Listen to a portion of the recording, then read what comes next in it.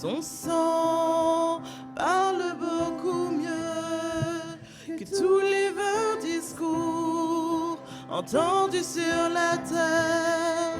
Il parle pour ma défense, proclame la justice. Jésus, c'est ton sang.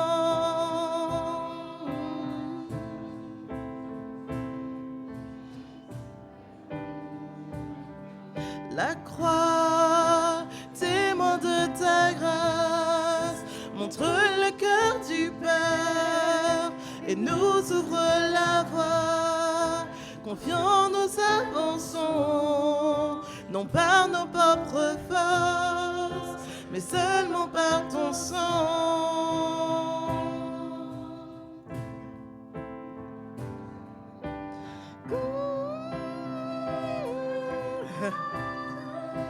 Merci. Comment recevoir la vie? Seulement par le sang. Seulement par le sang de Jésus.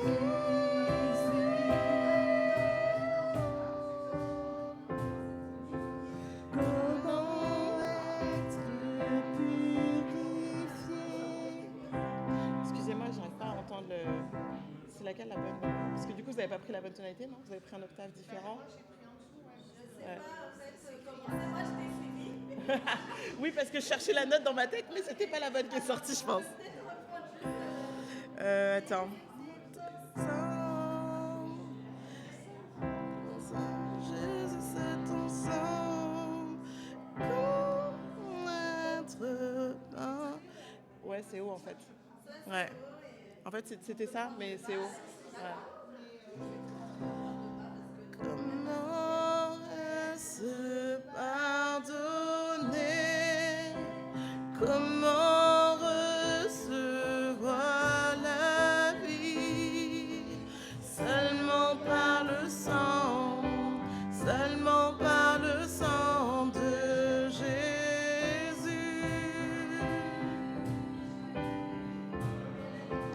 Comment être purifié, reçu comme ami de Dieu, seulement par le sang, seulement par le sang de Jésus.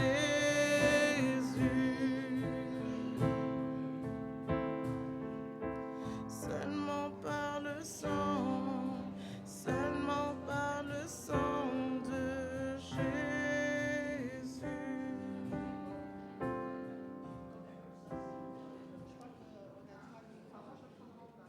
Oui, on peut tout le prendre en bas, c'est pas grave. Ouais, c'est très bien. Moi, je veux bien un verre d'eau, oui.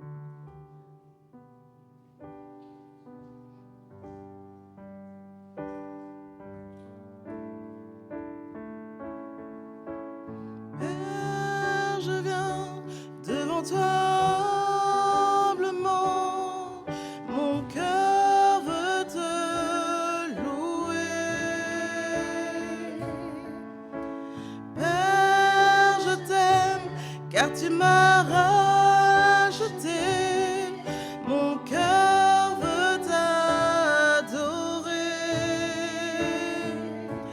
Conduis-moi dans ta présence, guide-moi vers ta gloire. Je voudrais voir ta face, oh Dieu, être auprès de toi.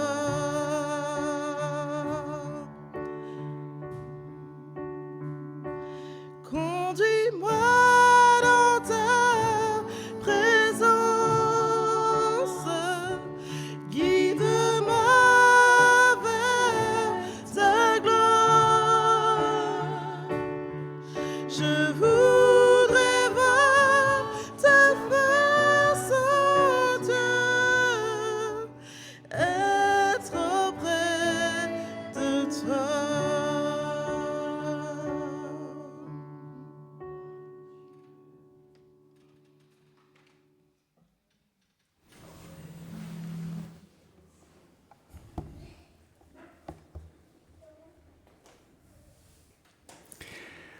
Au nom du Père, le Créateur, du Fils, le Rédempteur et du Saint-Esprit qui produit ce beau fruit, amour, joie, paix, patience, bienveillance, bonté, fidélité, douceur et maîtrise de soi, que la grâce et la paix soient avec vous tous. Soyez les bienvenus pour cette célébration présidée par Dieu lui-même, pour sa gloire et pour notre joie, pour notre communion fraternelle et pour la vie dans ce monde.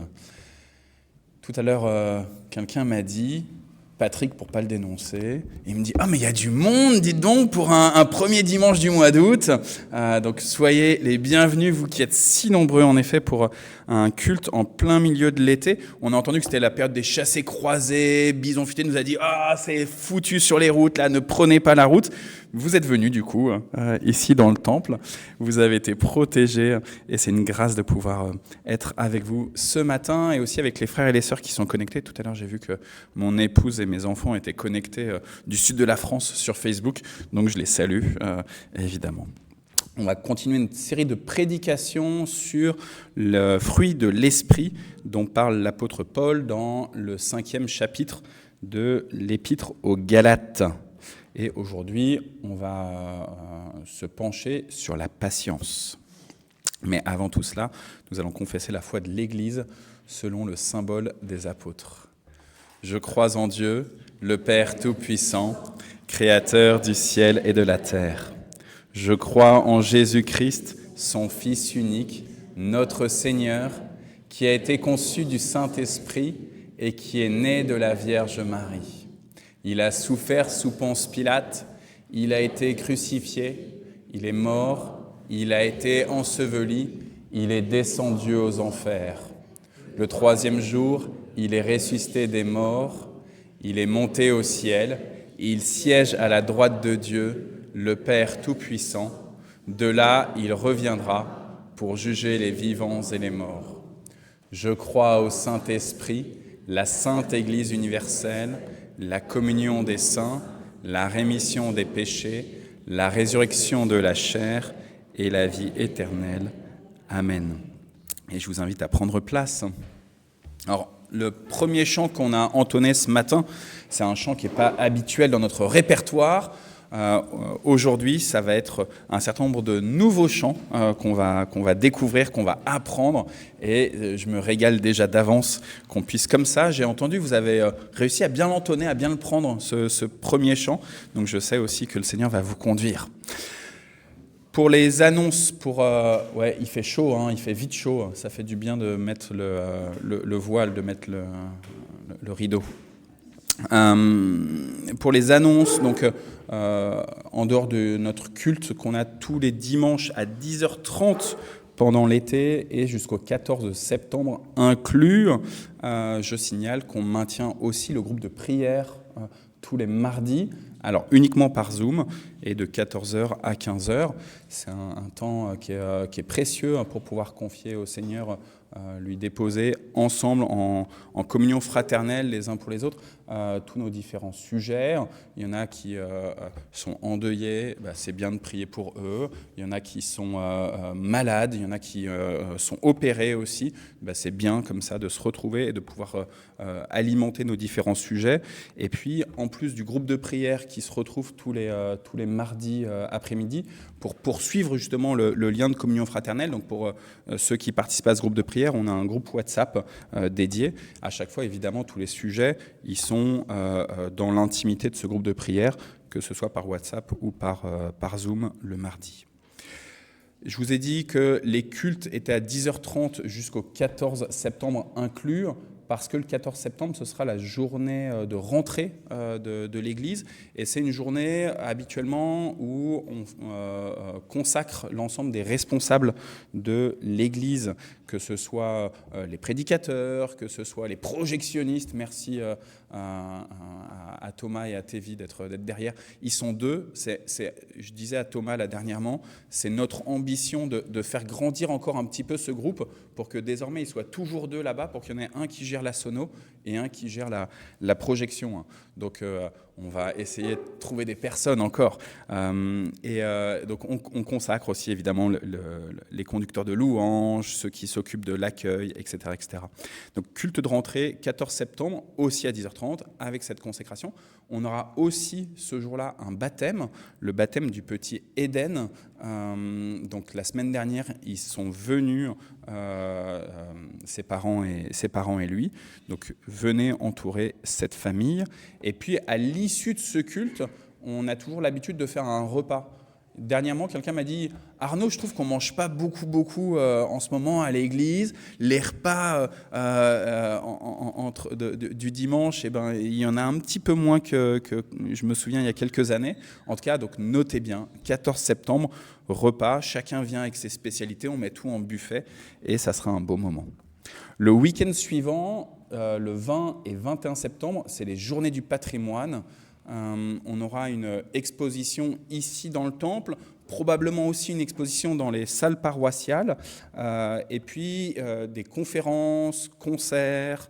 Donc voilà, on vous donnera tout le programme. Navid, il est en train de tout concocter, et ça sera aussi une occasion pour vous à la fois de venir à l'église en dehors du dimanche, en dehors du culte, mais aussi de, pourquoi pas, venir avec des amis et leur présenter votre temple.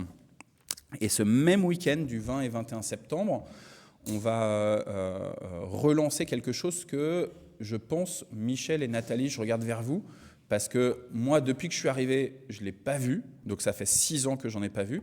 Je pense qu'avant, ça existait, un espèce de temps d'apéritif pour les nouveaux, pour tous ceux qui fréquentent l'église depuis quelques années, pour rencontrer, comprendre un peu comment le projet de vie de notre église, la vision, rencontrer les gens, voir justement les différentes responsabilités, voir éventuellement comment on peut s'engager, etc. Je pense que ça fait vraiment longtemps qu'il n'y a pas eu ce genre d'événement. Donc ça sera le 20 septembre à 18h. Donc, le jour des journées du patrimoine, on clôture le samedi à 18h avec cet apéro des nouveaux. Nouveaux, ce n'est pas forcément ceux qui sont là depuis 2 mois seulement. Ça peut être Bernard, tu es le bienvenu à l'apéro des nouveaux, même si ça fait déjà de longs mois que tu fréquentes le temple. Voilà. Je pense que je n'ai pas d'autres annonces. Non, tu n'en vois pas ? Je regarde vers notre trésorière. Est-ce qu'il n'y a pas d'autres annonces particulières ? Je regarde vers la trésorière adjointe. Il n'y a pas d'autres annonces particulières. Si la trésorière n'a pas d'annonce, non, je ne sais pas. Non. Tu veux dire quelque chose ? Non, on fait les offrandes. Et ben voilà. Paf. Voilà. Et puis, Georgiana, est-ce que tu veux bien aider Françoise à faire les offrandes ? Non. Non, ça ne la motive pas. Elle n'est pas motivée. Je suis en train de lire.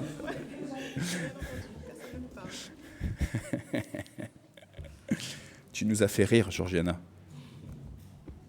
Et puis je pense que bébé David, il est trop petit encore pour faire les offrandes.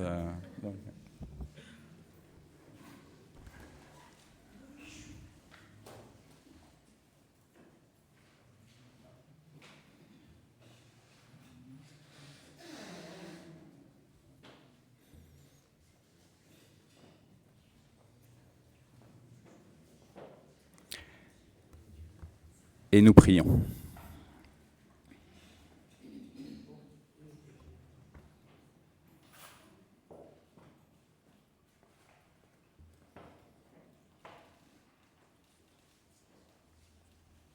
Grâce te soit rendue, Seigneur notre Dieu, pour tous les dons que jour après jour, mois après mois, ta bonté nous accorde avec tant de patience et de sollicitude.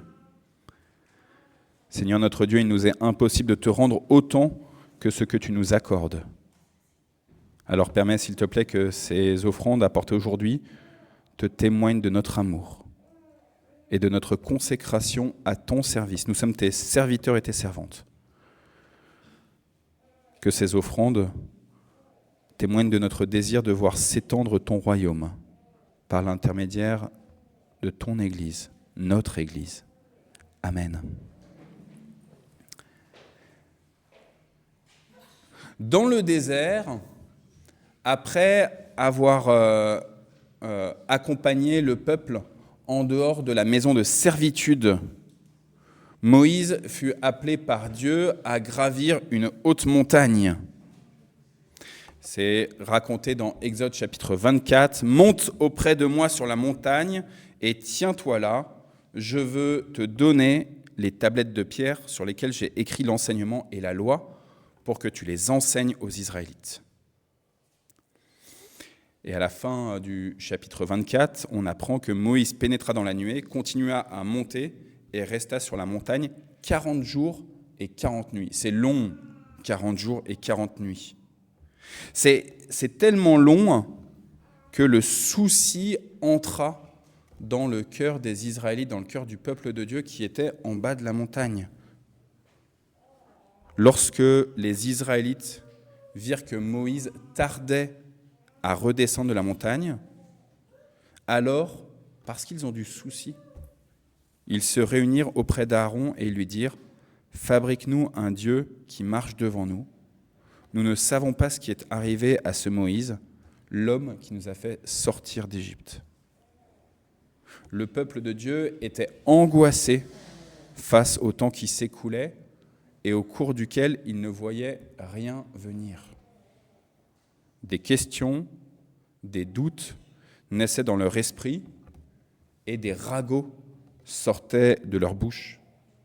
Et finalement, une fois qu'ils s'étaient bien échauffés les uns les autres, des projets se sont construits parce qu'il faut bien reprendre son avenir, son destin, sa destinée en main.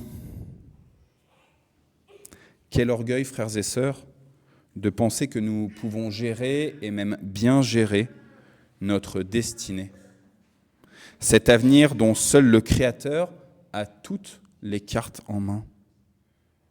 Alors dans son orgueil, le peuple va fondre les boucles d'oreilles en or pour concevoir un veau et y voir ainsi l'image des dieux qui l'ont fait sortir d'Égypte.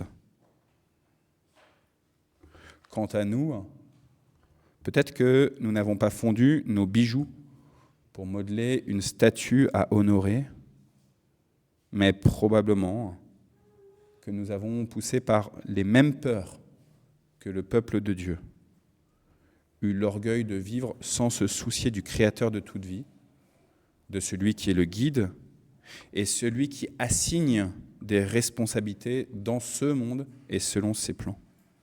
Oui, probablement que cette même peur de ne pas voir venir l'homme de Dieu après 40 jours et 40 nuits, de ne pas pouvoir voir s'accomplir les promesses de Dieu après tant et tant de supplications. Peut-être que nous aussi, nous avons eu la prétention de dire « alors je vais prendre ma vie en main, je vais prendre ma destinée en main, je vais décider moi-même ». Je vous propose en conséquence que nous prenions un temps de silence, d'examen de conscience, et qu'ainsi nous puissions vraiment demander pardon à Dieu, nous repentir.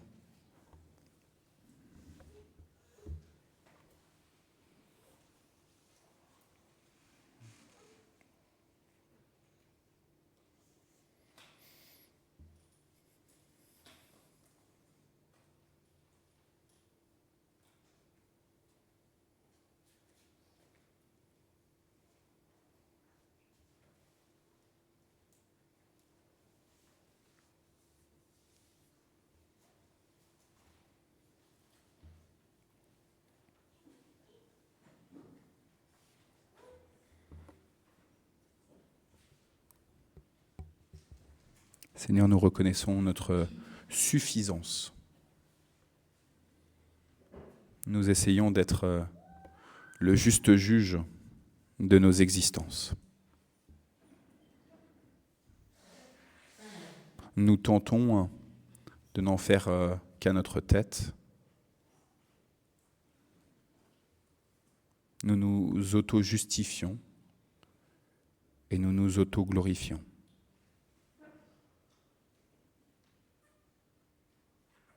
Nous te demandons pardon encore.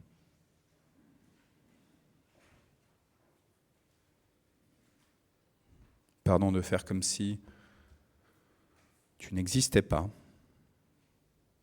Pardon de faire comme si tu n'étais pas Seigneur et maître de toutes choses, de notre passé comme de notre avenir. Pardon de penser que éventuellement tu t'occupes des gros problèmes, mais pas de nos petits soucis. Ou pardon à l'inverse, de penser que tu ne règles que les petits soucis, les petits tracas, mais pas les grandes orientations.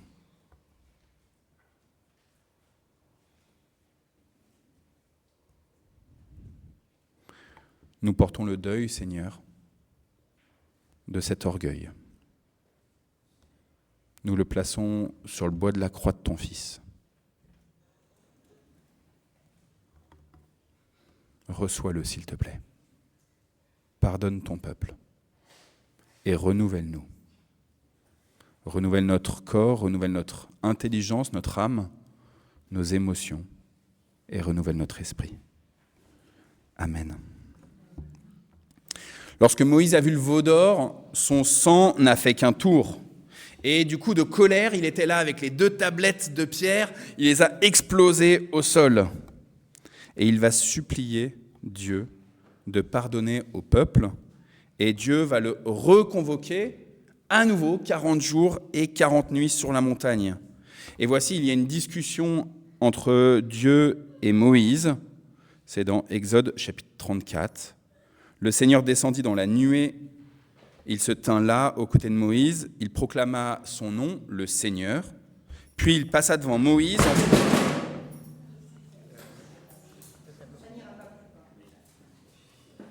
Dieu a donné du citron. Merci beaucoup. Je m'excuse pour la commission qui s'occupe des décorations. Puis donc il passa devant Moïse en proclamant « Je suis le Seigneur, je suis un Dieu plein de tendresse et de bienveillance, je suis lent à la colère, je suis riche en bonté et en vérité. Je manifeste ma bonté envers les êtres humains jusqu'à 1000 générations, en supportant les péchés, en supportant les désobéissances, en supportant les fautes. Je ne tiens pas le coupable pour innocent, et j'interviens contre celui qui a péché, contre ses enfants, et même contre ses descendants jusqu'à la 3e ou la 4e génération. » Alors, en toute hâte, Moïse se jeta à terre pour adorer le Seigneur, et il dit « Seigneur, puisque tu m'accordes ta faveur, je t'en supplie, accompagne-nous. Je sais bien que ces gens sont rebelles, mais pardonne nos péchés et nos fautes, et considère-nous encore comme ton peuple. » Alors, frères et sœurs, que le Seigneur entende et accueille votre repentance et la sincérité de celle-ci. Qu'il vous accompagne et qu'il perçoive votre foi en son Fils, qu'il se souvienne du sacrifice de son Fils, et qu'ainsi il pardonne vos péchés, vos fautes, et qu'il vous considère encore chacune et chacun comme ses précieux enfants. Amen. Je vous propose qu'on essaye d'écouter la voix de notre Seigneur, la voix du bon berger.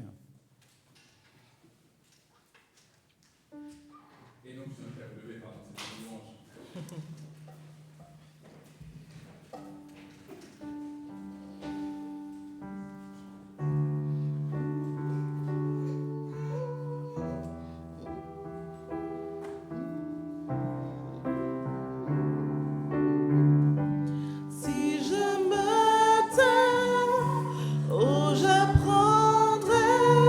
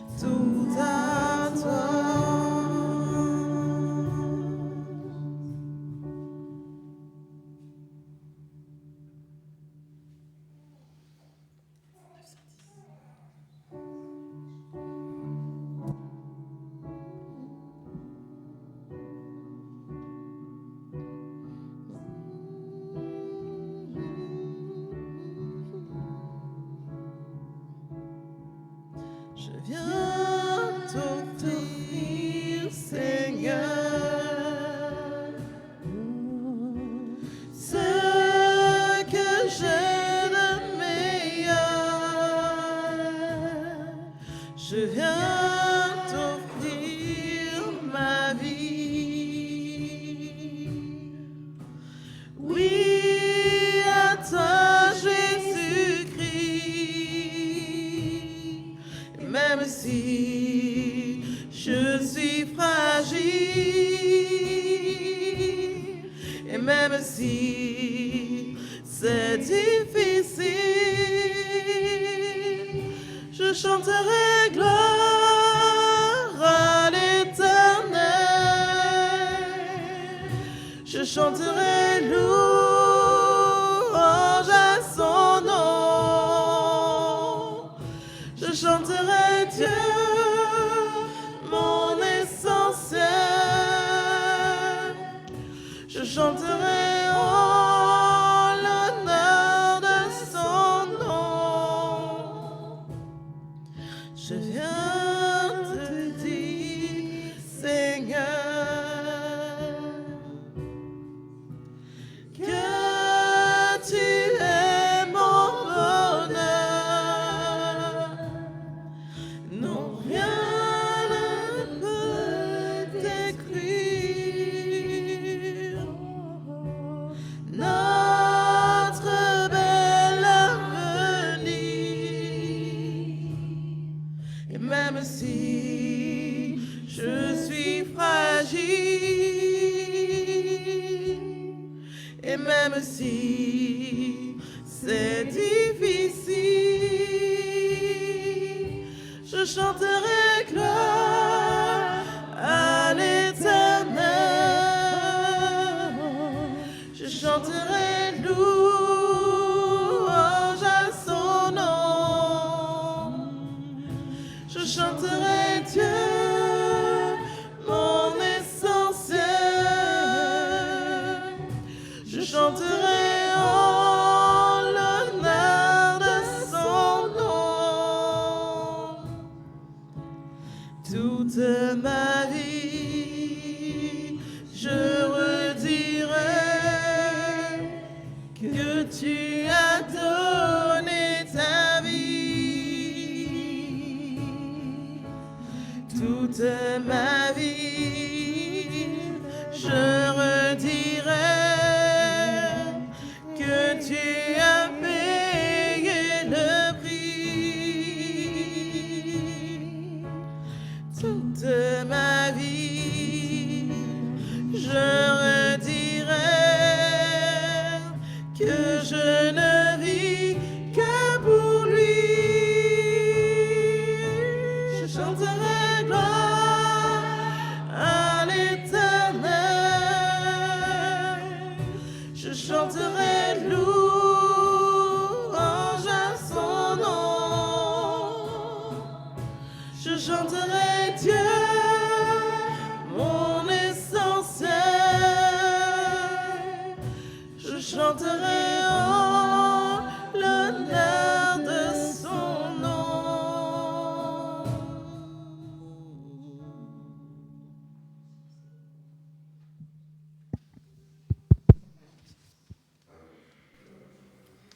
Est-ce que quelqu'un se sent d'élever la voix, de prier à voix haute pour louer encore le Seigneur ?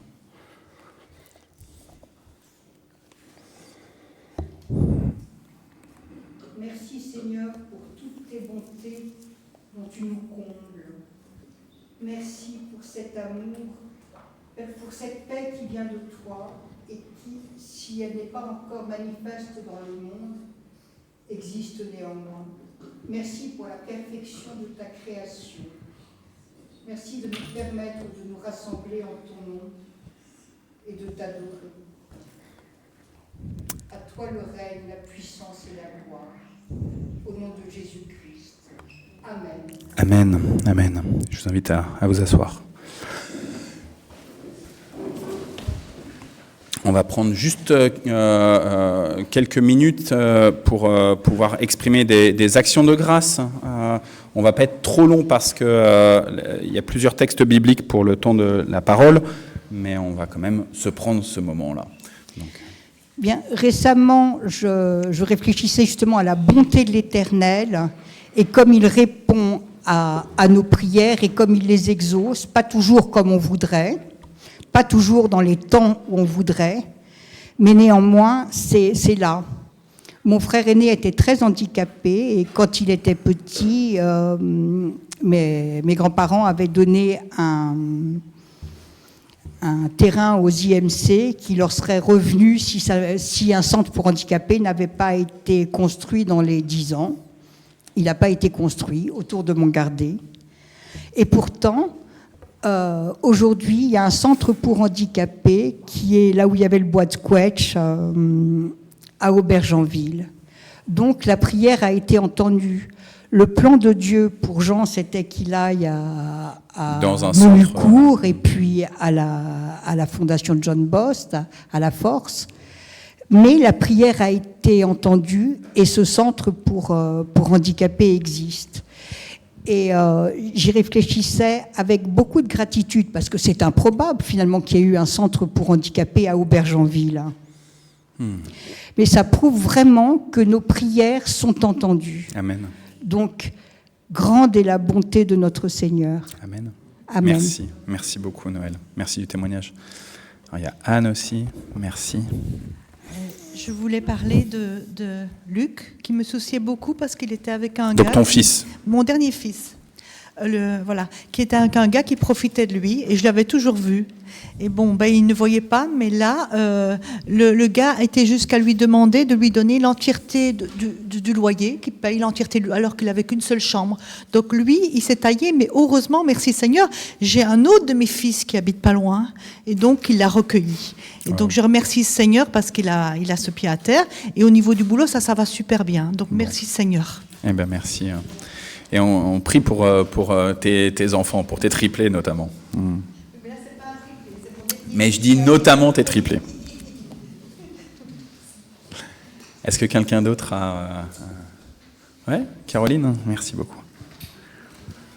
Merci Gabriel de faire tes 10 000 pas à emmener le micro. Merci. Moi, je voudrais rendre grâce pour des vacances merveilleuses que j'ai passées. C'était il y a 3 semaines déjà.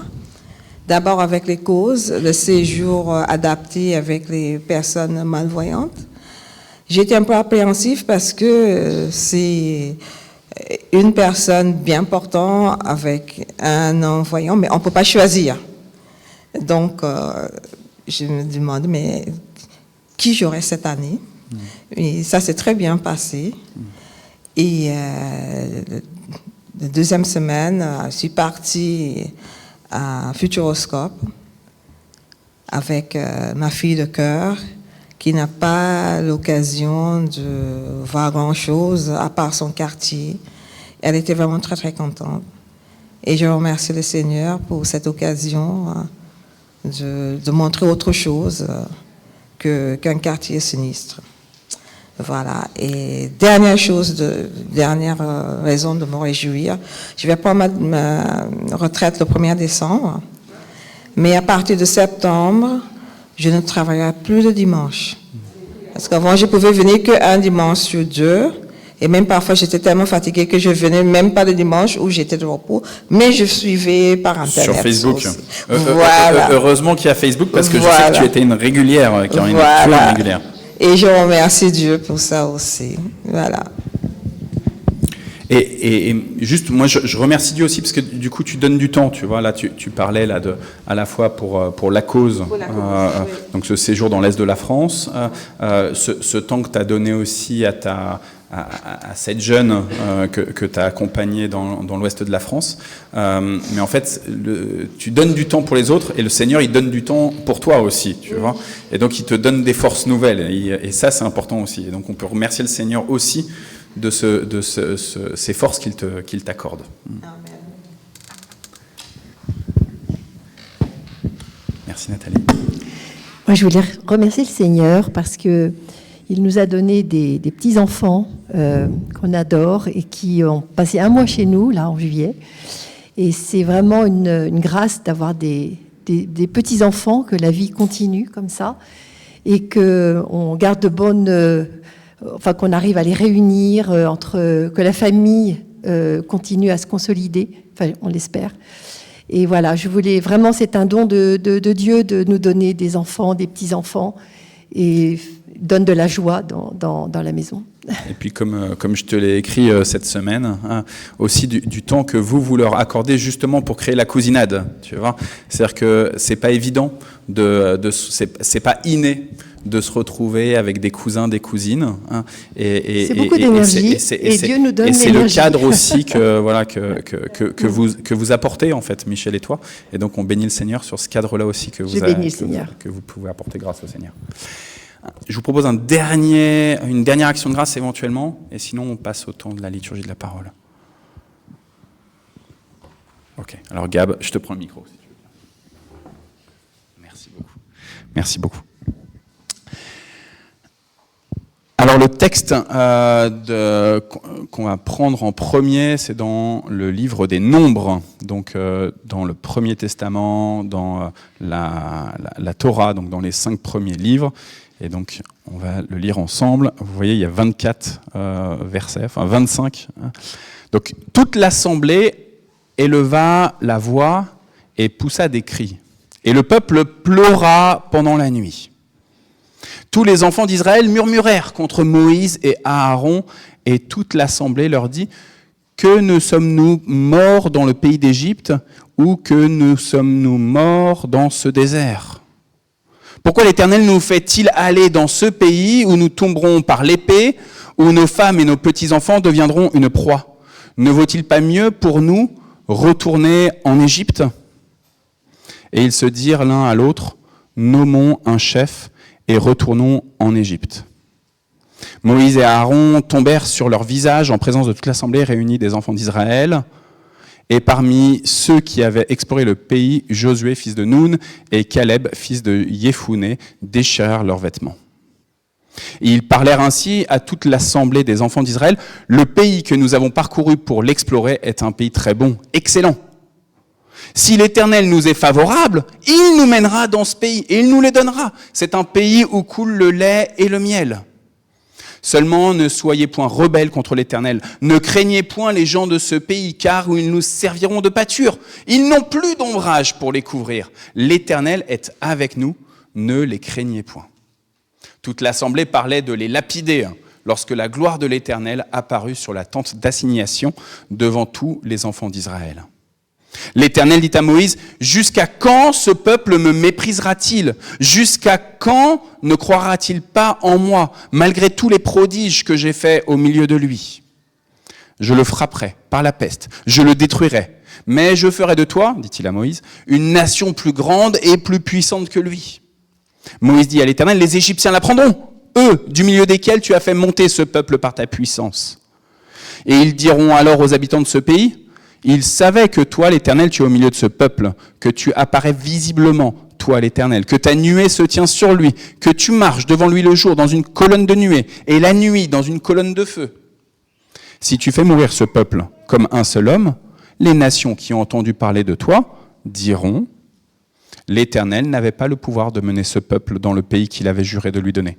C'est pour cela qu'il l'a égorgé dans le désert. Maintenant que la puissance du Seigneur se montre dans sa grandeur, comme tu l'as déclaré, en disant : l'Éternel est lent à la colère, riche en bonté, il pardonne l'iniquité et la rébellion, mais il ne tient point le coupable pour innocent. Il punit l'iniquité des pères sur les enfants jusqu'à la 3e et la 4e génération. Pardonne l'iniquité de ce peuple selon la grandeur de ta miséricorde, comme tu as pardonné à ce peuple depuis l'Égypte jusqu'ici. L'Éternel dit : je pardonne, comme tu l'as demandé. Mais je suis vivant, et la gloire de l'Éternel remplira toute la terre. Tous ceux qui ont vu ma gloire et les prodiges que j'ai faits en Égypte et dans le désert, qui m'ont tenté déjà 10 fois et qui n'ont point écouté ma voix, tous ceux-là ne verront point le pays que j'ai juré à leur père de leur donner. Tous ceux qui m'ont méprisé ne le verront point. Et parce que mon serviteur Caleb a été animé d'un autre esprit et qu'il a pleinement suivi ma voix, je le ferai entrer dans le pays où il est allé, et ses descendants le posséderont. Je vous propose qu'on s'arrête là pour l'instant, et on prendra les autres textes chez Luc et chez Matthieu après. Au moment de l'écoute de la loi, repentance et absolution, je vous ai parlé du veau d'or. Je vous ai parlé de ce moment où Moïse il est monté sur cette montagne, où il a été longtemps sur cette montagne, et où le peuple, pendant ce temps-là, a commencé dans son cœur à douter. Est-ce qu'il va revenir? Est-ce qu'il va pas revenir? Est-ce qu'il n'est pas mort là-haut sur cette montagne? Qu'est-ce qui se passe? On n'en sait rien, on voit juste une nuée là-haut dans cette montagne, et on commence vraiment sérieusement à se questionner si véritablement c'est lui le sauveur. Là, on est dans le désert. Ça fait déjà 1 an qu'on est dans le désert, et on ne comprend pas ce qui se passe. On est dans le doute, on est dans l'effroi. Et ils commencent à se interpeller les uns les autres. Conséquence, je vous l'ai lu tout à l'heure, Moïse descend, il voit le veau d'or, il casse les tablettes, et il devient fou. Il se dit, il y a eu de tels miracles qui ont eu lieu en Égypte. Ils sont sortis là de cette terre où ils étaient esclaves, où ils en ont bavé, où ils ont fabriqué ces briques à la sueur de leur front. Ils en ont saigné, ils ont été flagellés, ils ont été insultés. On les a traités comme des moins que rien. Mais Dieu les a libérés, il leur a fait grâce, il les a sortis de ce lieu de servitude. Et il leur a montré, à travers les fléaux, à travers les plaies, qu'il était bel et bien leur Dieu. Ils ont traversé la mer Rouge. Qu'est-ce qu'ils veulent de plus? Moïse, il devient fou. Moïse, il devient fou parce que il n'avait pas demandé à être celui qui libère le peuple. Lui, il était adopté par la fille du Pharaon. Il avait grandi là, dans ce lieu-là. Ça allait pour lui. Il avait à manger. Mais Dieu l'avait cherché et lui avait dit, c'est toi que j'appelle pour faire sortir mon peuple et ton peuple. Il l'avait missionné pour lui dire, vas-y, on va faire des grandes choses. Et Moïse, il avait dit, mais je ne sais pas parler. J'en suis incapable. Il avait exprimé à Dieu ses doutes. Il avait dit, ils ne vont pas vouloir me suivre, c'est pas possible. Et voici que malgré les miracles, malgré tout ce qu'il y a de surnaturel, le peuple semble douter des projets, des perspectives de Dieu. En les sortant de ce lieu de servitude, il avait dit, je vais vous donner un pays où coule le lait et le miel. Faites-moi confiance. Suivez l'homme qui est là, l'homme de Dieu. Suivez Moïse. Suivez mon serviteur. Allez-y. Suivez-le. Et pendant déjà cette première année dans le désert, c'était dur pour Moïse. Sans cesse, le peuple remettait en doute, en question, sa propre autorité, sa propre mission. Est-ce que là, tu es pas, toi, humain, en train d'essayer de profiter de nous? Est-ce que tu n'es pas en train d'abuser de nous? Nous faire payer des loyers en beaucoup plus quantité encore? Et donc, on a cet épisode du veau d'or.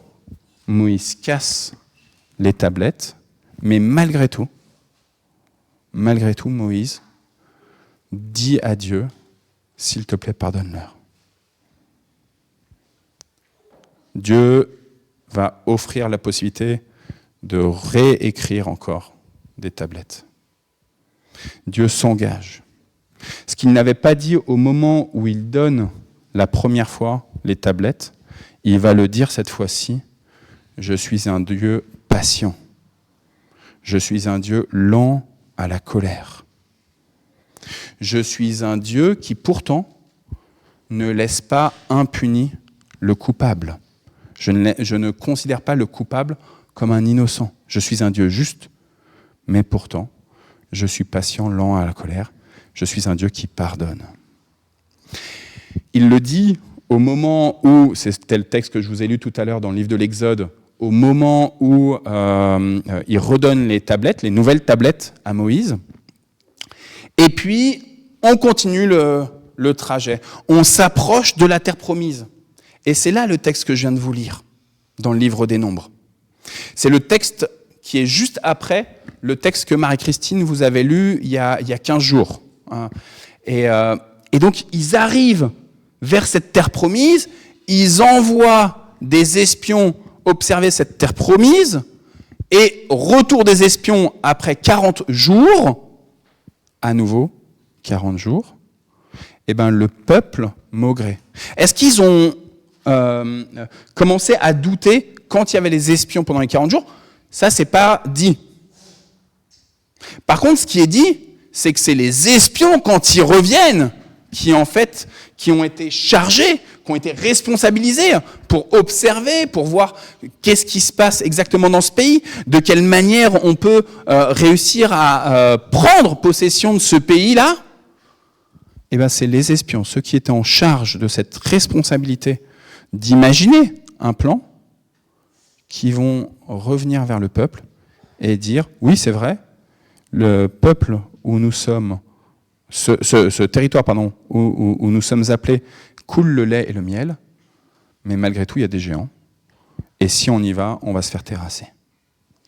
Et c'est eux qui ont eu cette responsabilité-là, qui viennent retourner le peuple, alors qu'ils avaient été patients, le peuple, pendant les 40 jours d'espionnage.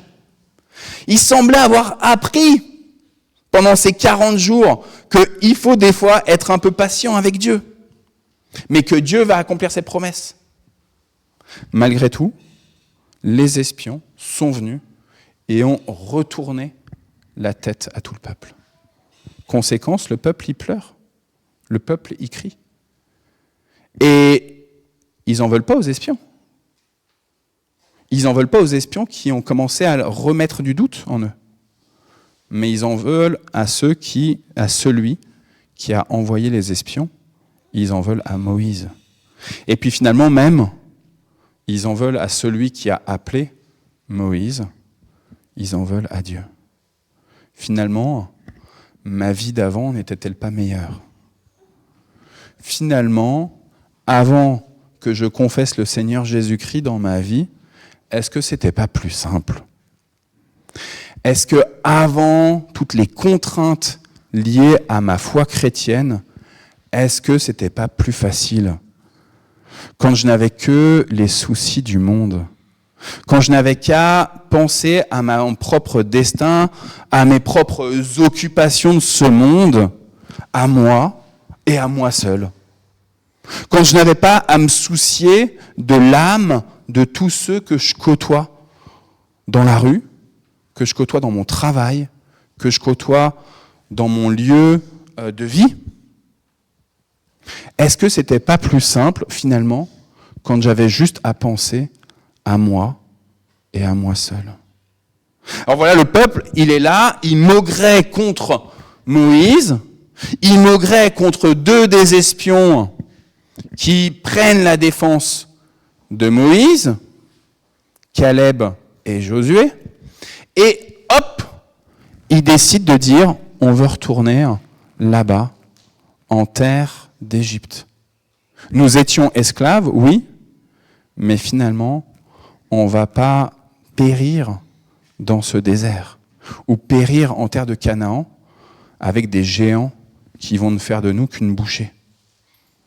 Finalement, est-ce que cette réaction du peuple, à cause de leurs élites, ces espions qui sont partis, est-ce qu'elle n'est pas légitime? Finalement, est-ce qu'on ne réagirait pas, nous aussi, de la même façon?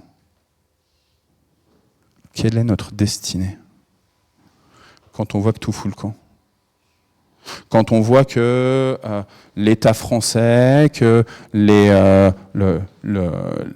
grands enjeux de géopolitique, les grands débats économiques, les grands sujets de société, les sujets d'éthique, que tout part à volo.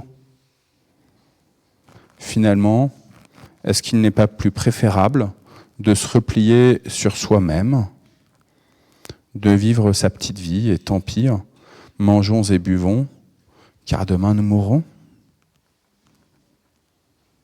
N'est-ce pas plus facile, finalement, de penser à court terme, notre propre vie, et tant pis pour les autres, et tant pis pour le reste de la création. Josué et Caleb prennent la défense de Moïse. Ils prennent la défense de Dieu. Et ils ne veulent pas juste être en train d'entendre ce peuple maugréer, ils vont essayer d'argumenter avec le peuple. Ils vont essayer de faire preuve de patience avec des arguments logiques. Dieu a fait des miracles là-bas. S'il a promis qu'on aurait cette terre, il va faire des miracles pour qu'on puisse l'acquérir, cette terre. Vous avez remarqué dans la lecture, Josué et Caleb ne disent pas « il n'y a pas de géant là-bas ».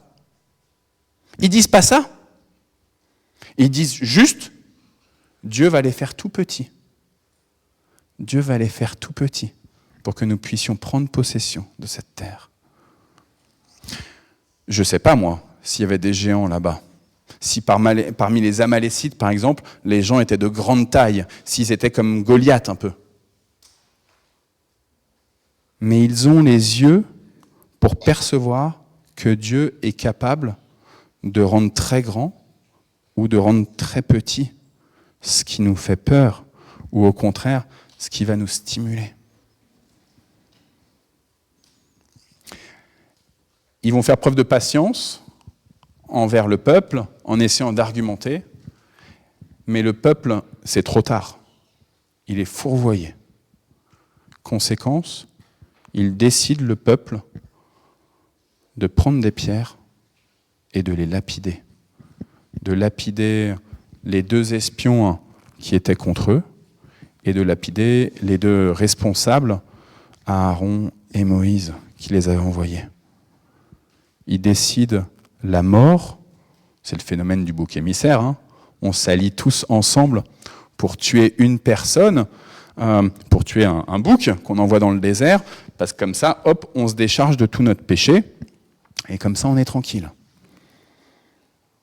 Et ils pensent qu'en tuant Caleb, en tuant Josué, en tuant Aaron, en tuant Moïse, finalement ce sera plus facile, on va se choisir un nouveau chef. Ça me rappelle une autre histoire.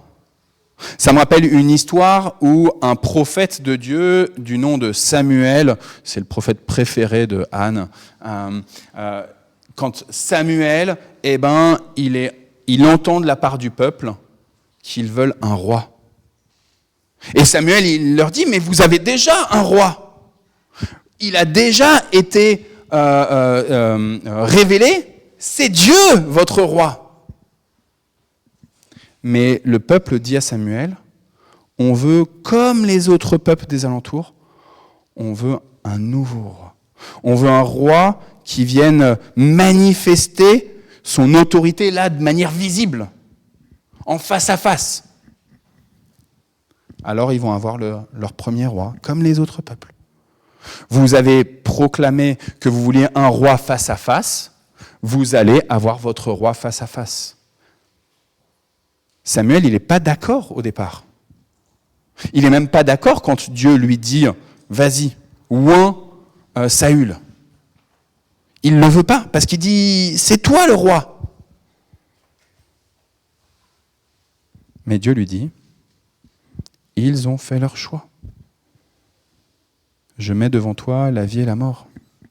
Choisis la vie. » Dieu vous oblige à faire un choix dans votre quotidien. Est-ce que vous voulez rentrer en terre de Canaan ou est-ce que vous voulez retourner en Égypte, en terre d'esclavage? Est-ce que vous voulez un lieu où coule le lait et le miel et où les grandes choses immenses, elles vont devenir toutes petites? Ou est-ce que vous voulez penser juste à vous-même? Est-ce que vous pensez à la bénédiction pour vous, mais aussi plus largement pour les générations et les générations à venir? Ou est-ce que finalement vous préférez juste votre vie à vous, mangeons et buvons, et demain nous mourrons?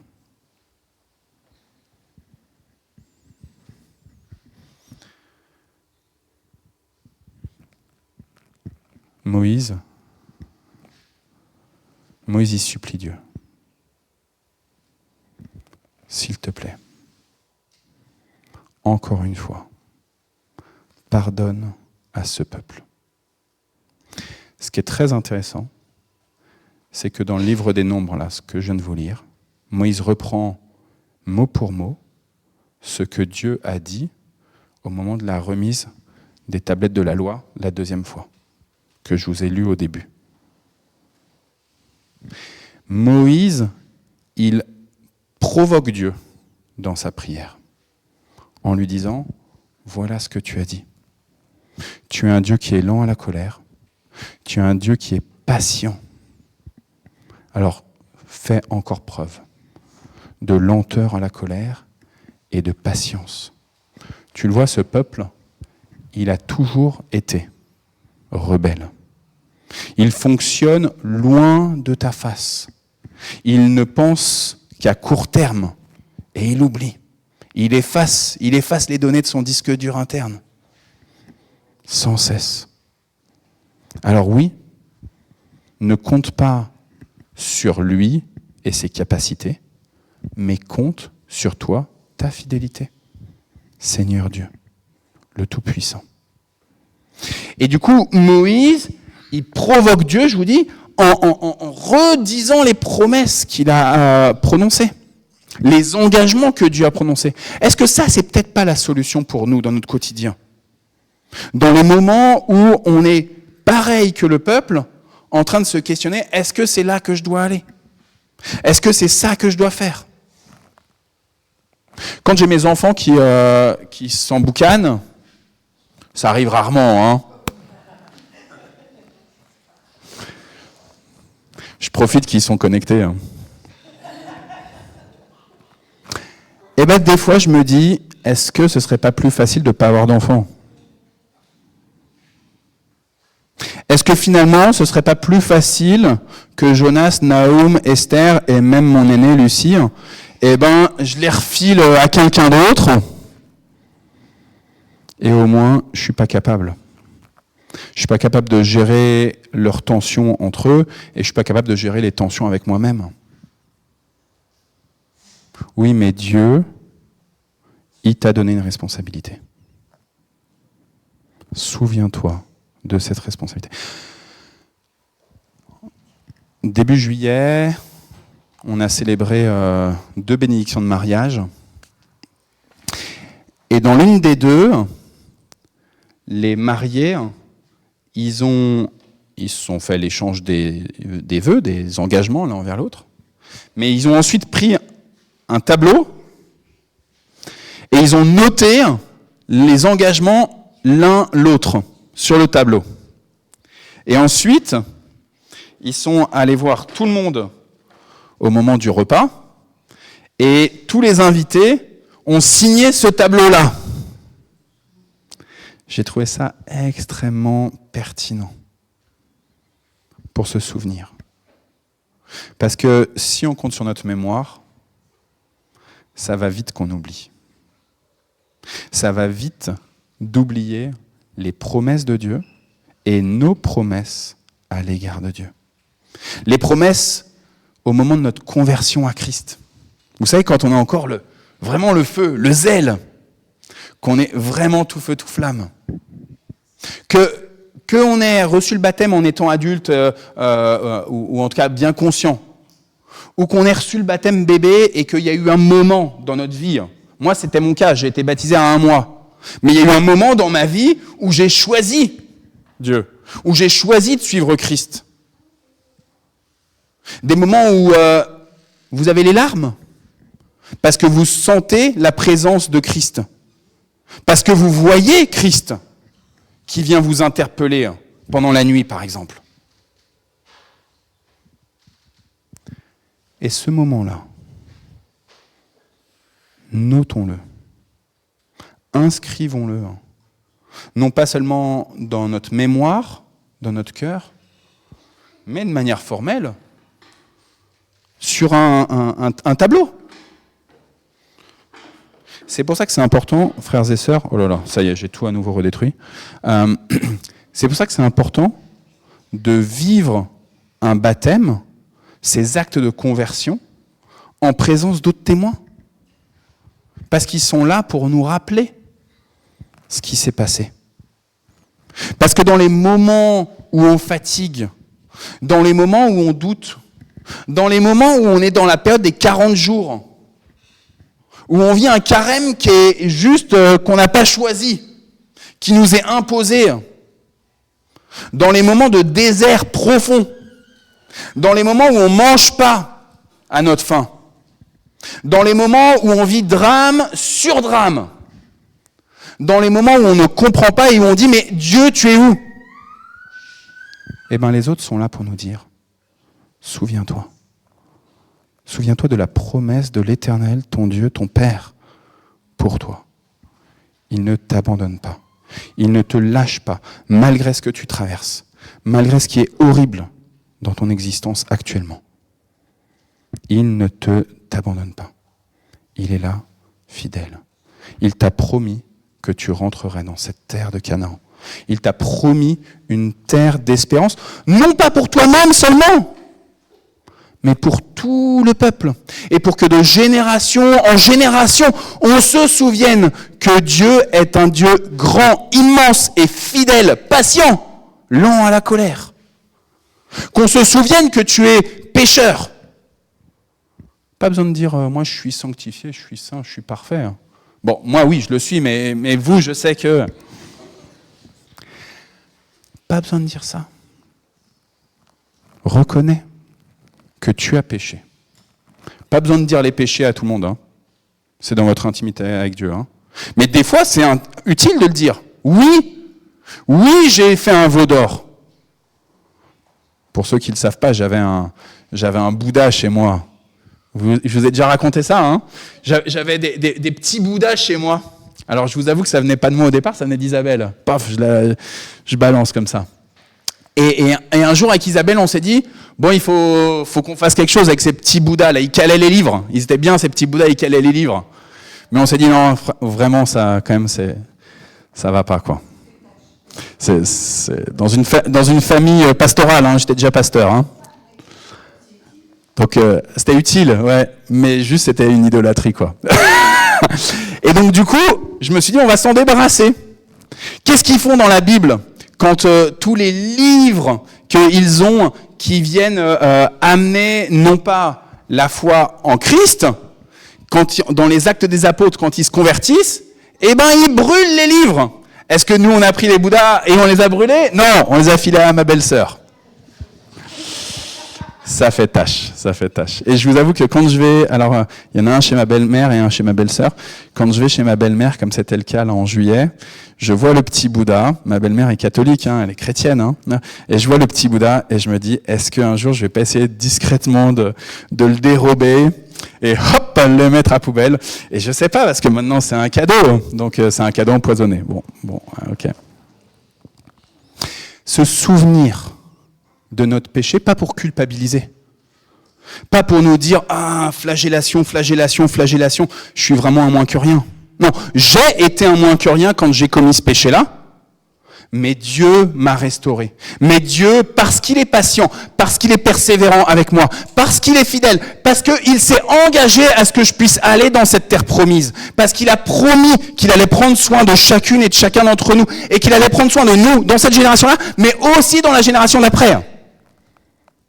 Alors oui, au nom de cet engagement de Dieu, je peux dire ce qui m'est arrivé, mais plus encore, je peux glorifier le Seigneur qui fait toutes choses nouvelles.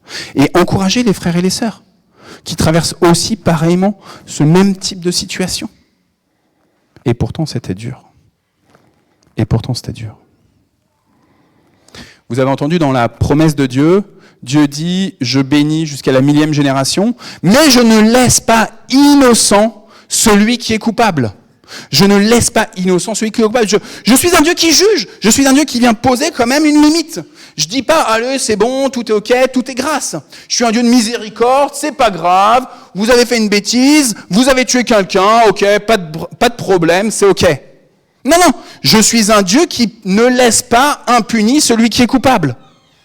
Et Dieu dit, je punis celui qui est coupable, Et je plains ces enfants jusqu'à la 3e ou 4e génération. Il l'a même dit ça aussi dans les 10 commandements. Et pourtant,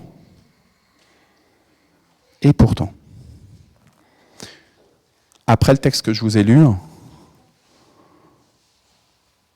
Dieu va s'adresser encore une fois au peuple et il leur dit, cette génération ne passera pas. Elle va errer dans le désert 1 an pour 1 jour d'exploration en terre de Canaan. Donc 40 jours d'exploration par les espions, vous allez errer 40 ans dans le désert et cette génération ne passera pas. Tous ceux qui ont au-dessus de 20 ans ne passeront pas en terre de Canaan. Vous avez dit que vous ne pouviez pas rentrer dans cette terre de Canaan parce qu'il y a des géants, parce qu'ils vont vous écraser. Eh bien, en effet, vous n'allez pas rentrer en terre de Canaan. Vous avez proclamé vous-même votre propre condamnation. Vous n'entrerez pas dans cette terre promise. Ok, 3e, 4e génération, il va punir. Eh ben non! Dieu fait grâce, Dieu est patient, frères et sœurs. C'est la génération suivante qui va rentrer en terre de Canaan. C'est la génération suivante. Tous ceux qui ont au-dessus de 20 ans ne rentreront pas en terre de Canaan, mais tous ceux qui ont en dessous de 20 ans, ils pénétreront en terre promise. Ils entreront, ouais, alors sauf Caleb et Josué, exactement, et qui rentreront aussi en terre de Canaan. Mais tous ceux qui ont en dessous de 20 ans, une génération. Une génération, c'est 25 ans. Hein. Une génération après, en effet, ils rentrent. Dieu du coup dit, je punis la faute des pères sur la 3e ou 4e génération, mais en fait, Dieu fait grâce, vraiment. Et il décide en réalité, à ce moment-là, que cette punition sur 3 ou 4 générations, eh ben c'est niette désormais. Désormais, c'est niette.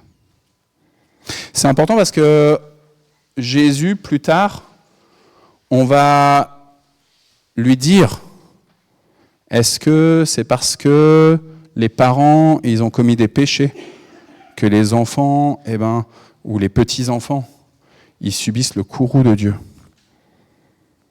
Et le Seigneur Jésus-Christ va dire non. Arrêtez de dire ça. Chacun est responsable devant Dieu de son propre péché. En revanche, Dieu multiplie les bénédictions sur les générations et les générations. Il n'oublie pas son peuple. Il n'oublie pas les engagements qu'il a pris lui-même. Alors, osons rappeler à Dieu ses engagements. Pas parce qu'il aurait la mémoire courte, mais pour lui dire, je connais ta parole, Seigneur. Je sais ce que tu as dit dans ta parole. Et je sais que ce que tu as dit dans la Bible, que c'était il y a des centaines d'années, je crois que c'est encore valable aujourd'hui. Dites-lui à Dieu. Parce que c'est dire à Dieu, ta parole, elle m'importe. Ta parole, elle est éternelle. Tu es un Dieu qui ne change pas. Tu es un Dieu qui a parlé, qui a créé, qui a fait advenir. Tu es un Dieu qui parle encore aujourd'hui et qui fait advenir. Dites-lui à Dieu.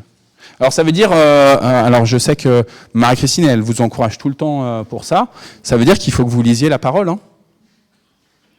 Pas obligé de lire des chapitres et des chapitres, hein, mais des versets. Avec les applications, avec YouVersion, tous les jours vous avez un verset biblique. Méditez ce verset biblique. Tout à l'heure, au moment de la bénédiction, je vous donnerai le verset que hier était indiqué, c'était dans 2 Pierre, qui était le verset d'hier dans YouVersion. Je ne suis pas plus connaisseur de la Bible que vous, peut-être, c'est mon boulot. Mais apprenez tous les jours à juste méditer un verset. Et comme ça, vous pouvez dire ensuite à Dieu, t'as dit ça? Alors j'attends. Je suis un peu impatient. Mais si je suis encore dans ces 40 jours, alors fais-le-moi comprendre. Travaille en moi ta patience. J'en viens juste, normalement j'avais des textes bibliques encore, mais là j'ai explosé tellement de compteurs, je vais arrêter. Mais dans Galates chapitre 5, Paul nous dit que dans les éléments du fruit de l'esprit, un seul fruit, Plusieurs éléments. Il y a cette patience.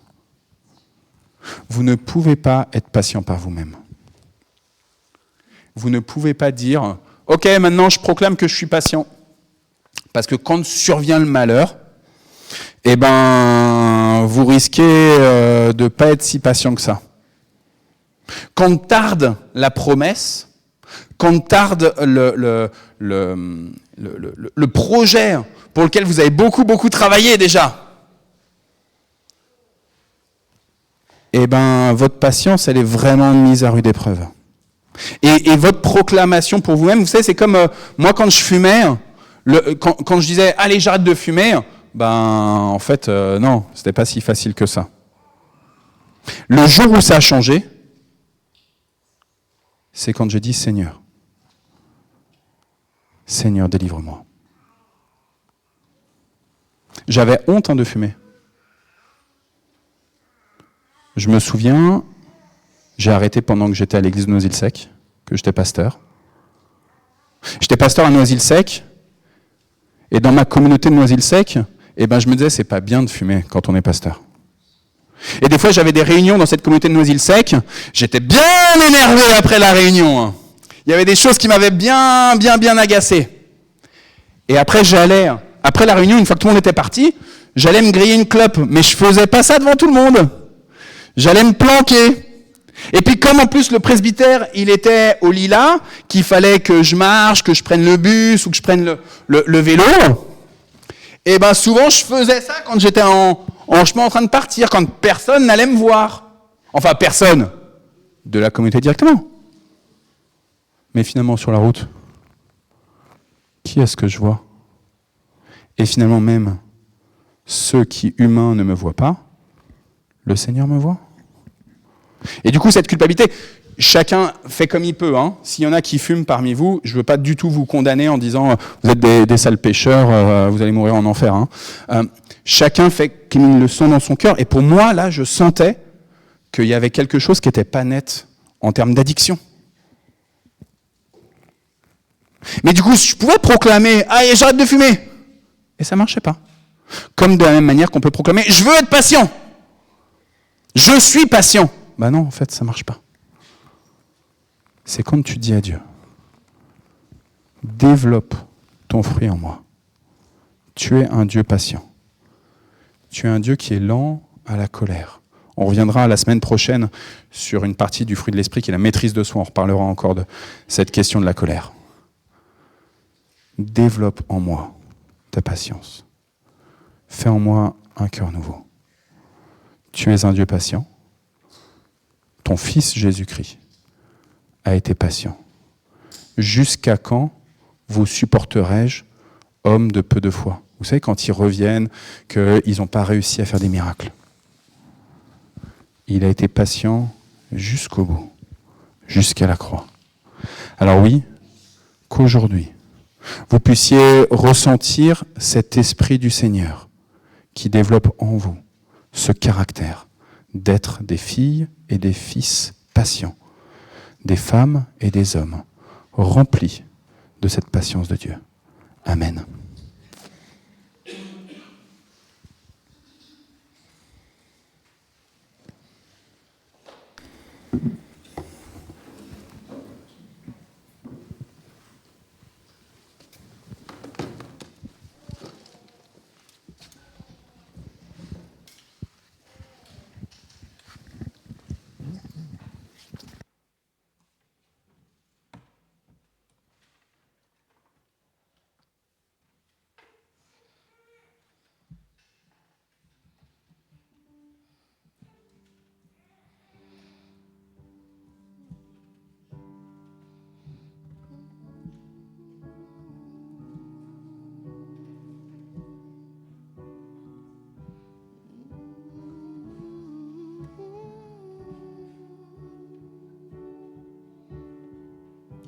L'immensité de ta grandeur me montre que je ne suis rien. Mais quand tu façonnais la terre, j'étais déjà près de ton cœur. Tu m'aimais avant que je sois. Et pour moi tu as tout donné.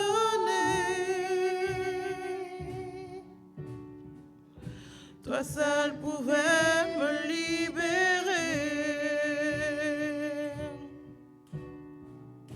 C'est pourquoi je veux t'adorer. Toi seul est digne de recevoir louange et gloire pour l'éternité. Toi seul est digne de recevoir louange et gloire pour l'éternité.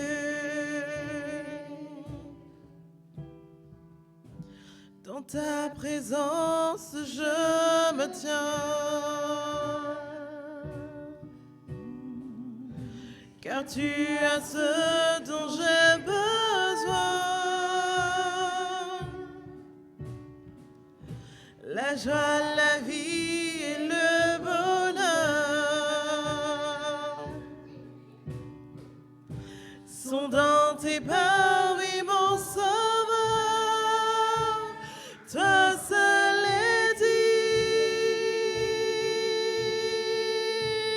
digne de recevoir louange et gloire pour l'éternité. Toi seul est digne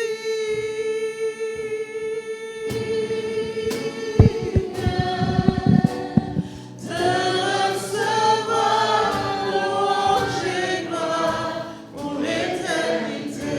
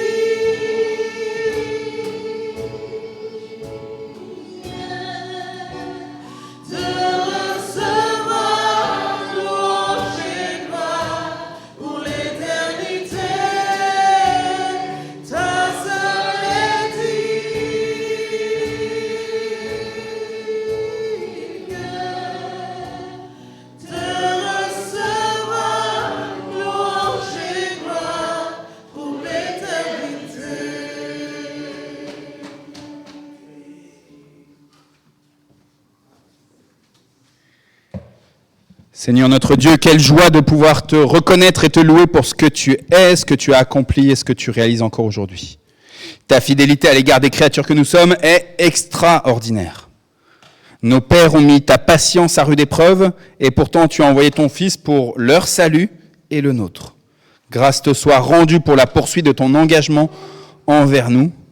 Tu es saint, Père céleste, et toute la création exalte ton nom. Tu es saint, Fils. Que tout genou fléchisse devant toi, proclamant ta majesté. Tu es saint, Saint-Esprit, et que tous les baptisés manifestent ta consolation.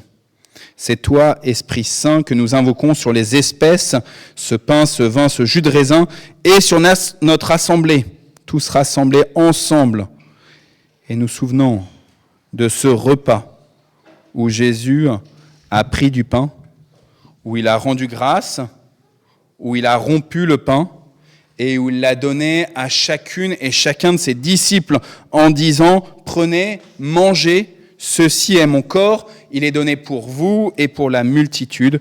Faites ceci en mémoire de moi. »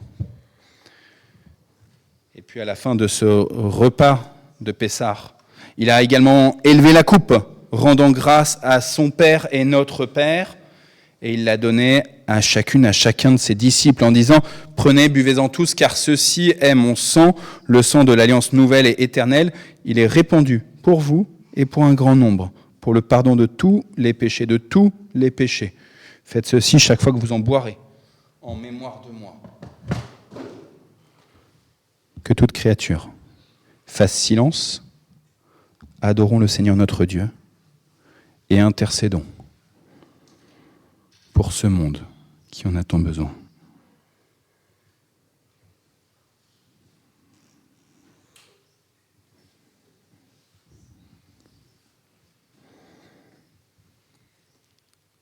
Seigneur notre Dieu, tu vois nos proches qui sont malades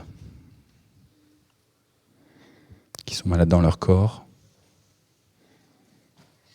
qui sont malades dans leur esprit. Tous ceux qui s'obstinent en ne voulant pas te connaître.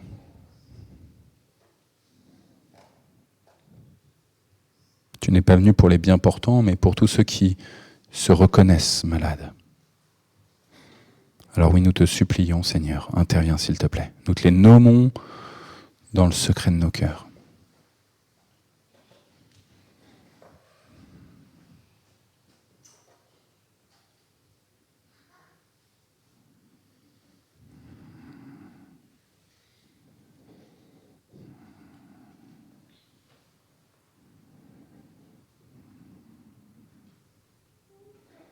Nous voulons aussi te remettre les familles endeuillées, Seigneur. Sois le consolateur. Celui qui vient sécher les larmes, qui vient épauler, qui vient relever. Manifeste ta bonté, s'il te plaît, manifeste ta présence pour ces familles. Ôte la culpabilité.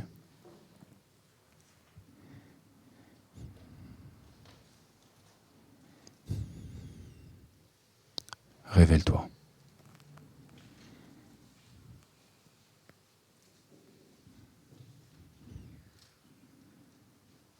En ce temps de vacances scolaires, nous voulons te supplier pour ceux qui sont partis loin de chez eux, mais aussi tous ceux qui n'ont pas l'opportunité de partir.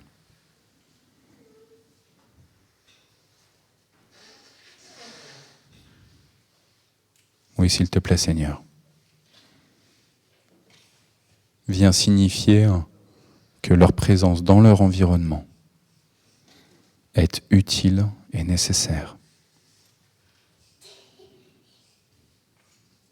Donne-leur un sentiment de gratitude, au loin ou aux proches.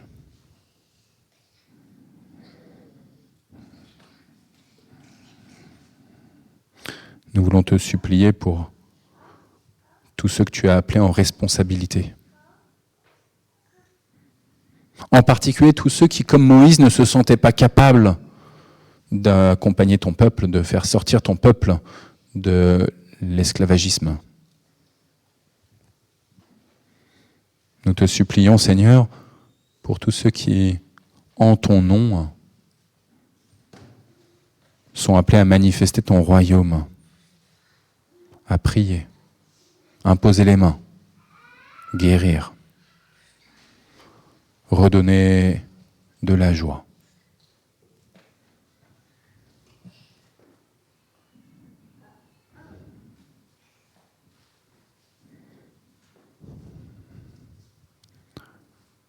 Nous voulons aussi te supplier pour les autorités civiles.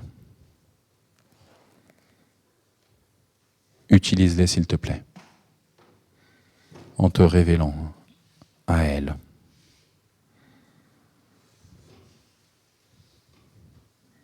Pour ta gloire et pour le bien de ce monde. Oui, Seigneur, Maranatha, viens maintenant. Et je vous propose, frères et sœurs, que nous clôturions ce temps d'intercession avec la prière que Jésus a enseignée à ses disciples. Notre Père qui es aux cieux, que ton nom soit sanctifié, que ton règne vienne, que ta volonté soit faite sur la terre comme au ciel.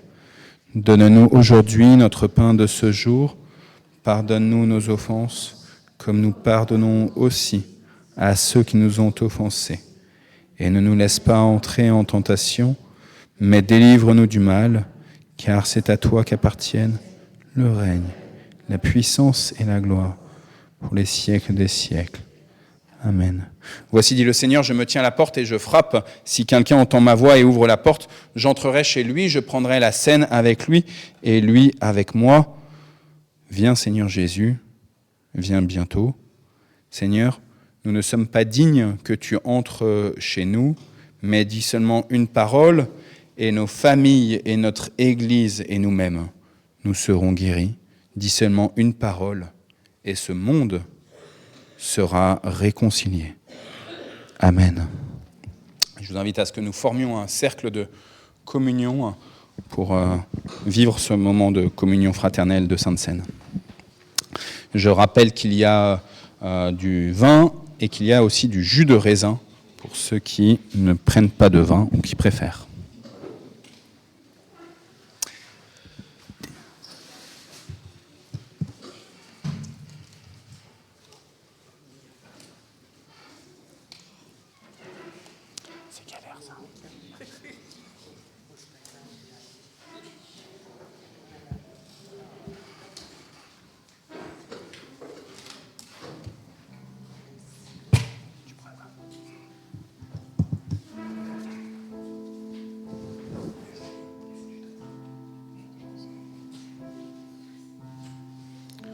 Vanessa a le vin et Tévi le jus de raisin.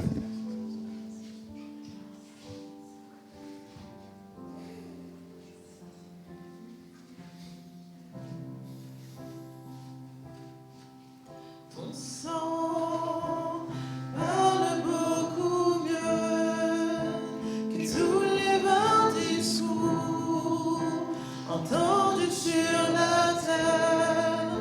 Il parle pour ma défense, proclame la justice. Jésus, c'est ton sang.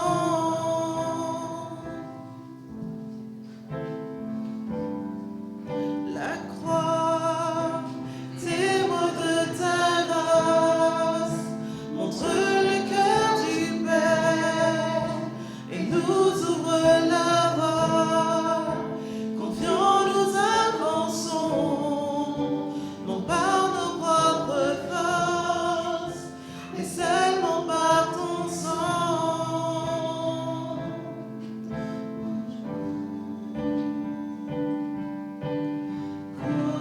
Comment être pardonné?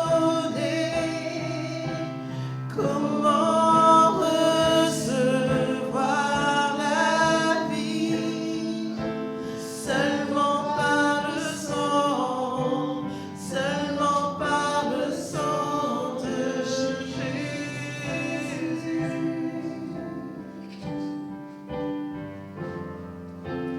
Comment être purifié,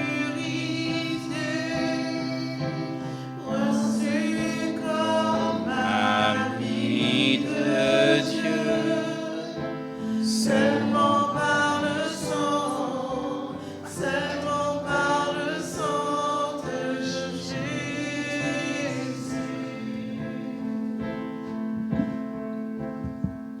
Ton sang parle beaucoup mieux que tous les vains discours entendus sur la terre. Il parle pour ma défense, proclame la justice. Jésus, c'est ton sang.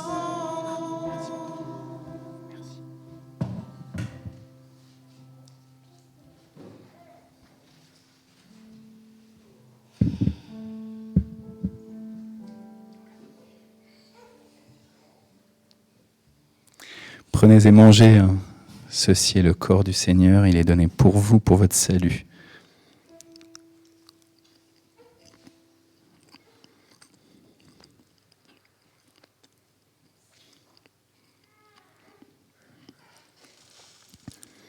Prenez et buvez. Ceci est le sang du Christ. Il a été versé sur la croix pour que nous puissions désormais marcher vers la pleine liberté dans ce pays, cette terre qu'il avait promis.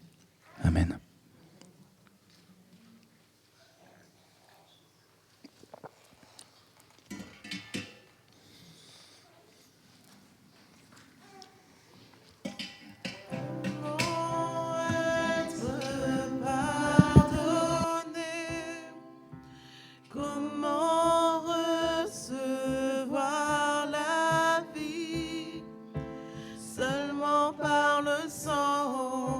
Seulement par le sang de Jésus.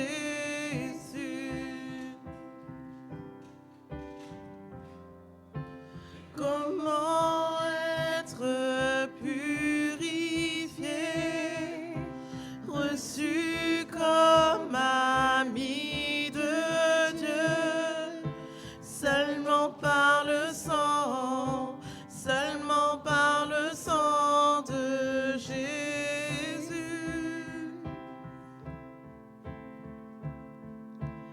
Comment être pardonné? Comment recevoir la vie? Seulement par le sang, seulement par le sang de Jésus.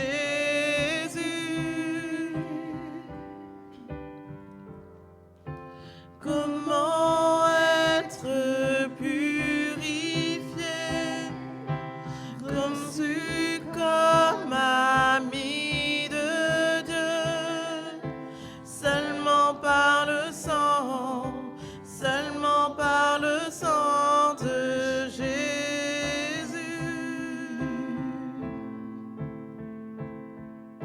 Seulement par le sang, seulement par le sang de Jésus.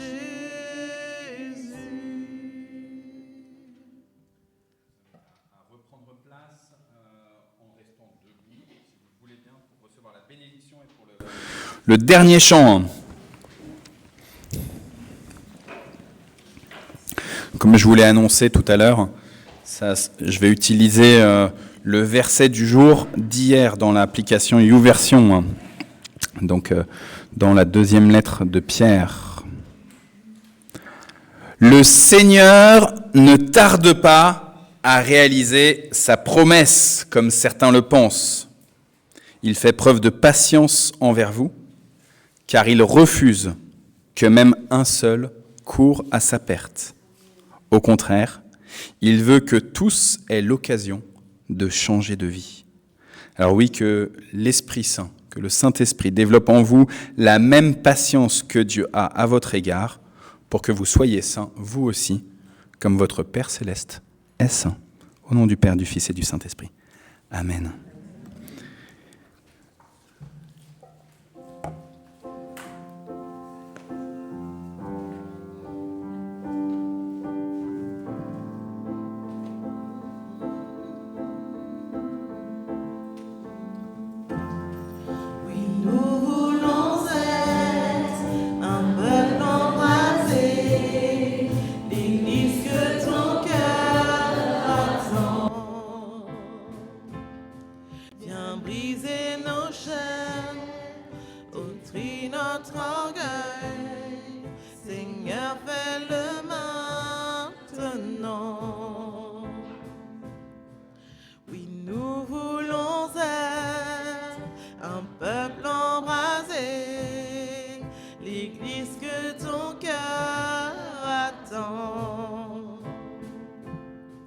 Viens briser nos chaînes, détruis notre orgueil. Seigneur, fais-le maintenant. Notre Père plein de bonté, nos cœurs à toi s'abandonnent. Pour ce monde que tu as tant aimé, Seigneur, voici nos couronnes. Esprit de Dieu,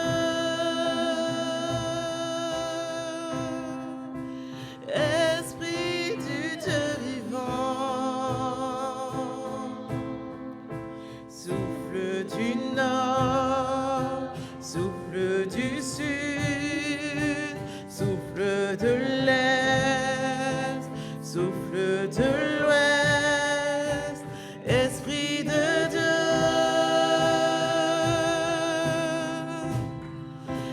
Esprit du Dieu vivant,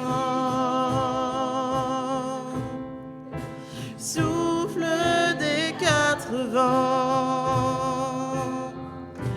et descend sur nous. Ta puissance rend-nous les témoins d'un royaume qui se répand. Fais brûler nos cœurs au sein des ténèbres comme un phare dans l'océan. Envoie ta puissance, rends-nous les témoins d'un royaume qui se répand. Fais brûler nos cœurs au sein des ténèbres comme un phare dans l'océan. Notre Père plein de bonté, nous te tendresse et de grâce pour ce monde que tu as tant aimé. Fais briller sur nous ta face, Esprit de Dieu,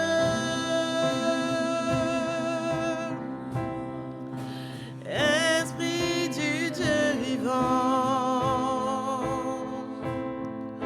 souffle du nord, souffle du sud, souffle de l'est, souffle de l'ouest, Esprit de Dieu,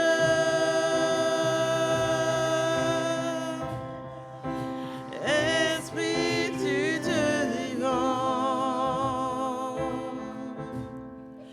souffle des quatre vents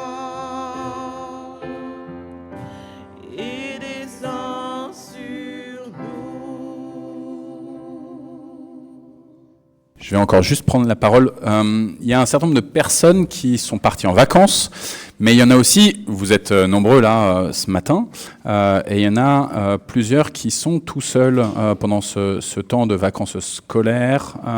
Donc peut-être que ça peut être l'occasion, frères et sœurs, d'essayer de vous inviter les uns les autres, de prendre du temps pour vous rencontrer, d'essayer de ne pas laisser tout seuls ceux qui pour l'instant, pour un temps là sont isolés. Et peut-être que la semaine prochaine, on pourrait essayer même de faire un repas un peu tiré des sacs pour ceux qui le veulent à l'issue du culte. Pour ceux qui sont là, parce que notre sœur Marie-Christine va aussi à l'extérieur, elle va apporter la parole à l'église libre de Meulan, chez les libristes de Meulan. Donc si certains dimanche prochain ont envie de former une délégation avec Marie-Christine et d'aller accompagner cette église évangélique libre, donc en fait c'est une église comme nous, réformée, sauf qu'ils ont décidé avant 1905 de se séparer de l'État. Mais sinon, en termes de doctrine, c'est la même chose exactement que nous. Et ben voilà, rapprochez-vous de Marie-Christine. Je suis sûr qu'elle sera heureuse que vous soyez un petit groupe à aller à cette église de Meulan. Et pour tous les autres, on se retrouve ici. Et donc peut-être, qu'on peut faire un repas tiré des sacs. C'est ça qu'on dit, un repas tiré des sacs. Voilà. Mais sinon, invitez-vous les uns les autres. Voilà. Très bon dimanche à toutes et à tous.